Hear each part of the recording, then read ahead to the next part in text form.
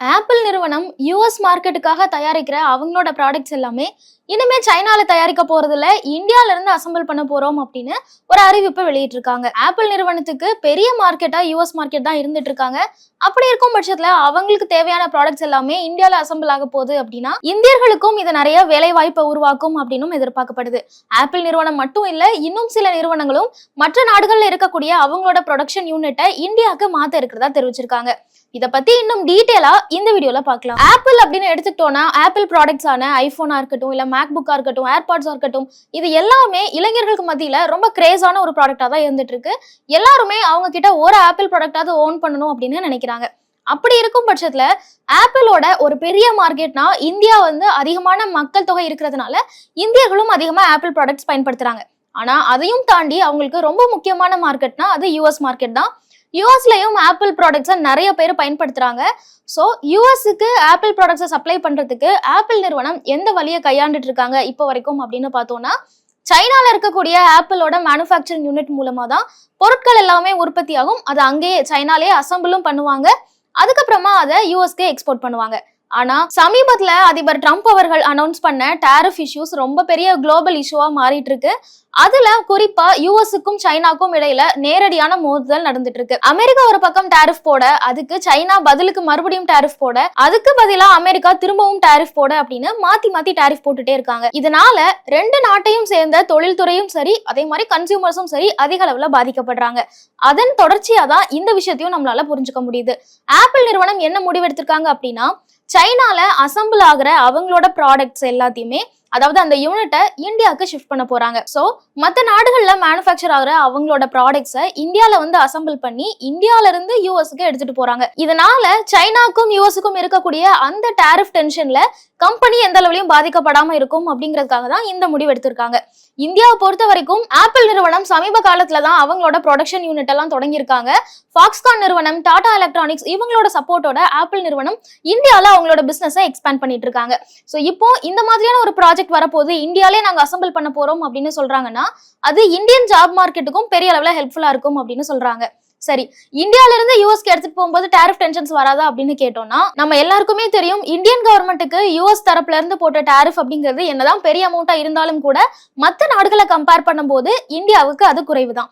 So இந்தியால இருந்து ஒரு ப்ராடக்ட் எக்ஸ்போர்ட் ஆகுது அப்படின்னா அதுக்கு டாரிஃப் மற்ற நாடை விட கம்மியா இருக்கு. இது ஒரு அட்வான்டேஜா பாக்குறாங்க.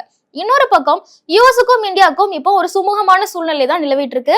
ரெண்டு நாடுகளுக்குமே ஒரு பைலேட்ரல் ட்ரேட் அக்ரிமெண்ட், அதாவது வரியே இல்லாம யூஎஸ்ல இருந்து என்ன வேணாலும் இந்தியாவுக்கு எக்ஸ்போர்ட் பண்ணிக்கலாம், இந்தியால இருந்து என்ன வேணாலும் யூஎஸ்க்கு எக்ஸ்போர்ட் பண்ணிக்கலாம் அப்படிங்கிற மாதிரி ஒரு பைலேட்ரல் ட்ரேட் அக்ரிமெண்ட் சைன் ஆகிறதுக்கான வாய்ப்புகள் இருக்கு அப்படின்னு சொல்றாங்க. அதுலயும் குறிப்பா மற்ற நாடுகளை விடலாம் இந்தியா தான் முதல்ல இந்த ட்ரேட் அக்ரிமெண்ட்ல சைன் பண்ணி இருக்கிறாங்க அப்படிங்கிற மாதிரியான தகவலும் வெளியாயிட்டு இருக்கு. சமீபத்துல இந்தியாவுக்கு சுற்றுப்பயணம் வந்த அமெரிக்காவோட துணை அதிபர் ஜேடி வான்ஸ் கூட என்ன சொல்லியிருந்தார் அப்படின்னா, இந்த ட்ரேட் அக்ரிமெண்ட் பத்தின ப்ராசஸ் எல்லாமே ரொம்ப நல்லா போயிட்டு இருக்கு, கூடிய சீக்கிரம் இதுக்கு ஒரு முடிவு கிடைக்கும் அப்படின்னு குறிப்பிட்டிருந்தாரு. சோ இந்த மாதிரியான விஷயங்கள் எல்லாம் கவனிச்சுதான் ஆப்பிள் நிறுவனம் இப்படி ஒரு முடிவு எடுத்திருக்காங்க. சோ இந்தியால இருக்கிற யூனிட்ஸ்ல இருந்து தான் இனிமேல் யூஎஸ்க்கு ஐபோன் எல்லாமே போக போகுது அப்படின்னு நம்ம புரிஞ்சுக்கலாம். இந்தியால இருக்கிற ஃபாக்ஸ்கான் நிறுவனமோட டைப் வச்சு தான் ஆப்பிள் நிறுவனம் இங்க ப்ரொடக்ஷன் பண்ணிட்டு இருக்காங்க அப்படிங்கறத பார்த்தோம். இந்த பிசினஸ் எந்த அளவுக்கு இருக்கு அப்படின்னா, கடந்த மார்ச் மாசத்துல மட்டுமே கிட்டத்தட்ட $1.3 பில்லியன் அளவுக்கு மதிப்புள்ள பொருட்களை யூஎஸ்க்கு எக்ஸ்போர்ட் பண்ணிருக்காங்க. கடந்த ஒரு வருஷத்துல எடுத்து பார்த்தோம் அப்படின்னா $5.3 பில்லியன் மதிப்புள்ள பொருட்களை யூஎஸ்க்கு எக்ஸ்போர்ட் பண்ணிருக்காங்க. இதுல ஐபோன் 14, 15, 16 உள்ளிட்ட எல்லா மாடல்களையும் சேர்த்துதான் இந்த அமௌண்ட் அப்படின்னு சொல்றாங்க. சோ இப்போ இந்த புது ப்ராஜெக்டையும் கொண்டு வரதுனால ஆப்பிள் நிறுவனம் இந்தியால அவங்களோட பிசினஸ் இன்னும் எக்ஸ்பேண்ட் பண்ணணும், இப்ப இருக்கிறத விட டபுள் பண்ணணும் அப்படின்னு நினைக்கிறாங்க. சோ கூடிய சீக்கிரத்திலேயே பெங்களூர், பூனே, டெல்லி, மும்பை மாதிரியான இடங்கள்ல இன்னுமே அவங்களோட ப்ரொடக்ஷனை எக்ஸ்டெண்ட் பண்றதுக்கான வாய்ப்பு இருக்கு அப்படின்னு சொல்றாங்க. ஏற்கனவே ஃபாக்ஸ்கான் நிறுவனத்துக்கு 3000க்கும் மேற்பட்ட ஊழியர்கள் வேலை செஞ்சுட்டு இருக்காங்க.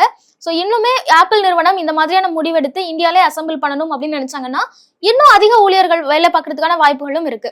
ஆப்பிள் நிறுவனம் மட்டும்தான் இந்த மாதிரியான ஒரு முடிவு எடுத்திருக்காங்களா அப்படின்னு கேட்டீங்கன்னா நிச்சயமா இல்ல. இந்தியாவுக்கு இருக்கக்கூடிய யூஎஸ் உடனான அந்த நட்புறவு காரணமா மற்ற நாடுகளும் இந்தியால அவங்களோட பிசினஸை எக்ஸ்பேண்ட் பண்றதுக்கு விரும்புறாங்க. குறிப்பா வியட்நாம், சைனா மாதிரியான இடங்கள்ல மேனுஃபேக்சரிங் பிளான்ட் வச்சிருக்கிற மற்ற கம்பெனிஸ் எல்லாமே இந்தியாவுக்கு அதை ஷிஃப்ட் பண்ண முடியுமான்னு யோசிச்சுட்டு இருக்காங்க. உதாரணத்துக்கு சொல்லணும் அப்படின்னா, சாம்சங் நிறுவனம் அவங்களோட மேனுஃபேக்சரிங் பிளான்ட்டை வியட்நாம்ல வச்சிருக்காங்க. அதையும் அவங்க கூடிய சீக்கிரத்துல இந்தியாவுக்கு ஷிஃப்ட் பண்ணுவாங்க அப்படின்னு எதிர்பார்க்கப்படுது.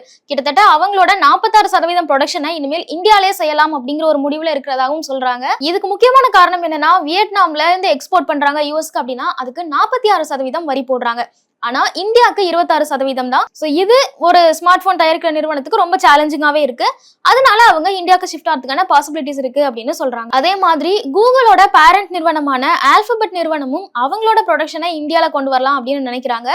இதுக்கு டிக்ஸான் டெக்னாலஜிஸ் அப்புறம் ஃபாக்ஸ்கான் இவங்களோட சப்போர்ட் எல்லாம் எடுத்துக்கிட்டு பிக்சல்ஸ் போனோட மேனுஃபேக்சரிங்கை இந்தியால எக்ஸ்பெண்ட் பண்ணலாமா அப்படிங்கிற பேச்சுவார்த்தை போயிட்டு இருக்கு அப்படிங்கிற தகவலும் வெளியாயிருக்கு. என்னதான் ஸ்மார்ட் போனுக்கு டேரிஃபை பேன் பண்ணியிருந்தாலும் கூட சைனால தயாரிக்கிற ப்ராடக்ட்டுக்கு 20% ஒரு டேரிஃப் அப்படிங்கிறது இன்னுமே இருந்துட்டு தான் இருக்கு. அதனாலதான் மற்ற நாடுகள்லாம் இப்படி ஒரு முடிவு எடுக்கிறாங்க அப்படின்னு புரிஞ்சுக்கலாம். குறிப்பா இது இந்திய சந்தையை பொறுத்த வரைக்கும் இது பெரிய லாபத்தை கொடுக்கும் அப்படின்னு எதிர்பார்க்கறாங்க. மேலும் ஈடி தமிழ் சேனல்ல வரப்போகும் பிசினஸ் மற்றும் அது ரிலேட்டடான வீடியோவை பார்க்க உடனே கீழே இருக்க சப்ஸ்கிரைப் பட்டனை கிளிக் பண்ணுங்க.